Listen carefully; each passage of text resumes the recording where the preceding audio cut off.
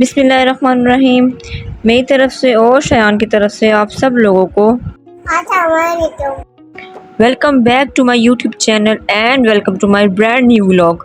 Thumbnail पढ़ के आपको पता लग गया होगा कि आज का व्लॉग किस चीज़ पर है। तो शुरू करते हैं अपनी स्टोरी। उम्मीद है आपको मेरी स्टोरी पसंद आएगी। लाइक कीजिएगा, कमेंट कीजिएगा और मुझे बताइएगा कि आपको मेरी स्टोरी कैसी लगी। तो चलते हैं स्टोरी की तरफ। Please subscribe my YouTube channel and hit the bell icon. औरत के कई रूप हैं, मेरे भी हैं। माँ हूँ, बेटी हूँ, बहू हूँ, बीवी हूँ, लेकिन सबसे ज़्यादा जो किरदार मेरा है वो है बेटी का, क्योंकि मैं अपने माँ बाप की इकलौती औलाद हूँ और मैं वैसे भी 10 साल बाद पैदा हुई थी मेरी अम्मी अब्बू की शादी से। 14 अप्रैल 2019 को मेरी शादी हुई। मेरी शादी से तकरीबन 2 हफ्ते पहले मेरी अम्मी को फालिज का अटैक हो गया और वो बिल्कुल भी हिल नहीं पा रही थी। उनके हाथ, उनके पाँव बिल्कुल, जो लेफ़्ट साइड थी वो बिल्कुल भी काम, सॉरी राइट साइड बिल्कुल काम नहीं कर रही थी। घर में बिल्कुल डिप्रेशन, मतलब हर बंदा जो है ना वो परेशान था कि शादी की डेट फिक्स है, सब कुछ कार्ड वगैरह सब कुछ हमने बांट दिए तो क्या करें। लेकिन अब सब कुछ जो डिसाइड था उसके मुताबिक हम लोग चलते रहे। लेकिन दुख ये था कि मैं उनकी इकलौती औलाद थी और मेरी अम्मी को मेरी खुशी देखना रास ना आई।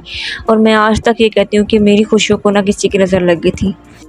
खैर, वक्त का काम है गुजरना और वक्त गुजरता गया। मेरी शादी का दिन भी आ गया और मेरी अम्मी को जो है हम लोगों ने व्हील चेयर पे ही हॉल में लेके जाते रहे। बेटी की खुशी हर माँ को होती है, तो जो काम मेरी माँ के करने वाले थे वो अम्मी नहीं कर पाई, लेकिन उनको व्हील चेयर पे हम शादी में ज़रूर लेकर गए थे। शादी के 2 महीने बाद अम्मी ने वॉकर स्टैंड से चलना स्टार्ट कर दिया था। फिर वो अपना किचन वगैरह थोड़ा बहुत संभाल लेती थी और कुछ काम अब्बू कर लेते थे, बाकी काम मैं, क्योंकि मेरा ससुराल जो है वो बिल्कुल करीब है हम लोग ना। और वैसे भी मैं हम लोग का मेरी शादी का सबसे बड़ा एडवांटेज ये है कि मेरी शादी मेरी कज़न के साथ हुई है, जो कि अल्हम्दुलिल्लाह मेरे हस्बैंड हैं और बहुत अच्छे हैं, जितनी तारीफ़ कीजिए उतना कम है। तो और घर बिल्कुल करीब है, एक गली का फ़र्क है, तो मैं भी आ जाया करती थी, बाकी काम मैं कर लिया करती थी। 1 साल गुज़र गया, उसके बाद जब मेरा बेटा शयान हुआ तो शयान की खुशी भी जो है अनफॉर्चुनेटली अम्मी को रास ना आई हमें, और अम्मी एक बार फिर से अम्मी को जो है ना वो फालिज का अटैक हुआ। और इस बार जो है वो अटैक शयान के होने के बाद बहुत ज़्यादा मेजर अटैक था एक ये, जिसकी वजह से जो है वो अम्मी बिल्कुल ही बेड पे हो गई थी। अम्मी बिल्कुल जो है ना वो, तो खैर अब्बू और मैं हम दोनों मिलकर अम्मी को संभाल देते। वो दिन और आज का दिन हम लोग ऐसे ही अम्मी को संभाल रहे हैं।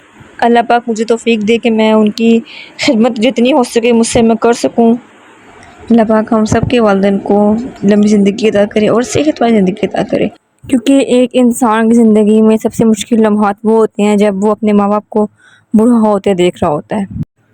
सच में ये लम्हात बहुत मुश्किल होते हैं एक इंसान के लिए। शयान के होने के बाद जब मेरी अम्मी को दोबारा अटैक हुआ तो फिर उसके लिए मेरा कोई बहन भाई तो था नहीं जो मेरी अम्मी को संभालता, तो फिर इस वजह से मुझे दोबारा वापस अम्मी के पास आना पड़ा। मुश्किल वक्त में जो आपका साथ दे उसका आपको एहसान नहीं भूलना चाहिए। इसी तरह से मेरे जो चाचू हैं उन्होंने मुझे यहाँ दोबारा भेजा, क्योंकि यहाँ पे मेरे अब्बू अकेले थे और उनका गुजारा नहीं था मेरे बगैर, क्योंकि घर में औरत का होना बहुत ज़रूरी है। इस मामले में मेरे हस्बैंड ने अल्हम्दुलिल्लाह मेरी पूरी सपोर्ट की और मुझे आज तक सपोर्ट कर रहे हैं। अल्लाह पाक हम दोनों का प्यार ऐसे ही कायम रखे और हमें अपने माँ बाप की खिदमत का सिला दे, दुनिया में भी और आखिरत में भी, और हम सब की ज़िंदगियों को खुशियों से भर दे, आमीन। ये था मेरा आज का व्लॉग। उम्मीद है आपको मेरी कहानी पसंद आई होगी। मुझे कमेंट करके बताइएगा आपको मेरी कहानी कैसी लगी, और मेरे चैनल को सब्सक्राइब करना मत भूलिएगा और लाइक करना मत भूलिएगा और शेयर करना मत भूलिएगा। सो जी, मिलते हैं अगले व्लॉग में इंशाल्लाह। अपना ख्याल रखिएगा तब तक के लिए और दुआओं में याद रखिएगा। अल्लाह हाफिज़।